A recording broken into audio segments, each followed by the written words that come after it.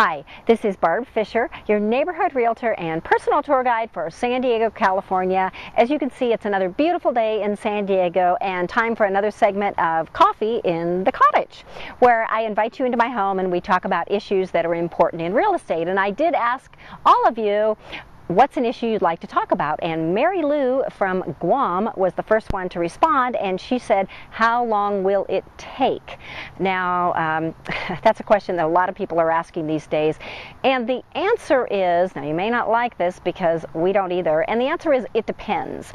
And that's not as concrete an answer as most people would like, but I'm going to explain what's going on behind the scenes. And once you know that, it's something you can deal with, and you get some coping strategies to make it through waiting for a short sale or a foreclosure. So to start with, if you're a buyer of a bank-owned property or even a regular sale, you're going to get your answer pretty quickly. Now, there's a lot of offers on bank-owned properties, so in general, you usually, 1 to 2 weeks, you're going to get an answer. So that's a good thing. Then you'll be closing escrow 30 days from now. From that point in time, at least. With a short sale, both sellers and buyers have the exact same question, and that question is, when's the bank going to approve my short sale?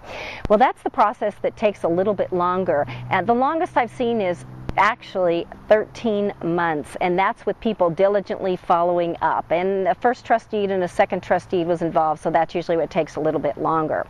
So if you've got a first trust deed and a second trust deed on the house, what usually happens, even if they're at the same bank, is it just takes longer because each has a different time frame and different interests. And in general, the first is trying to buy out the second at pennies on the dollar, like maybe $1,000 or something total. And the second puts up a fight, and they can actually make the whole process come to a screeching halt. So that's what we're seeing happen. They each have different deadlines, so the first may approve one deadline, that goes by, and the second still hasn't approved it, so then you have to start over with both. And actually, to back up just a bit, sellers, I really recommend you try for a loan modification first, because you don't want to put your house on the market and then get a solid buyer and go through the whole process there and then decide, gosh, I wish we would have tried that. So do try that first. See what they say. If that doesn't work out, or you don't like the numbers, or it still won't work, then go with a short sale, because if you look at the big picture of your credit and improving your credit again, a short sale is really generally for most people the best thing to do. A deed in lieu of foreclosure is also an option, but basically you're handing your problem to the bank, and they appreciate more if you actually list your house, find a buyer and get it sold for them. So that'll work. So what happens once you've decided to have a short sale and you have a buyer of a short sale? That's when the wait begins, and that's when the answer, it depends, comes into play, because we really don't know. Sellers, what you're going to want to do is get all your paperwork done up front, and this is all your financials, past 2 years of taxes, past your P&L statement if you're self-employed, past 2 months of bank statements. There's a list, and I can certainly provide that for you, of the general things that most banks ask you to do. And they're also going to ask you to keep that updated too, because it takes a long time. You may have to do this a couple times, so always keep that ready. Buyers, you're always going to want to put your highest and best offer in first, because you do not always get a second chance to do that.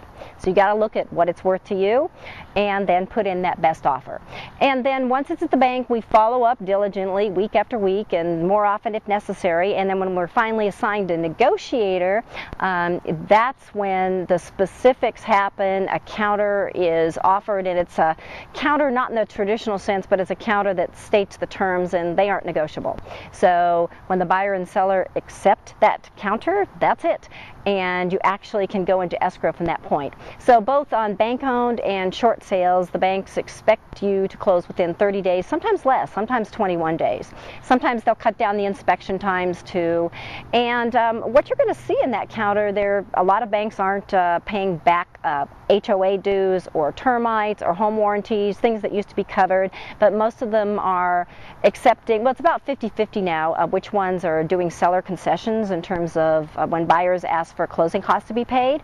Some are still doing that. So it's a mixed bag, and again, it depends answer. But now that you know more what goes on behind the scenes, you can know what to expect. If you have any other questions, please give me a call.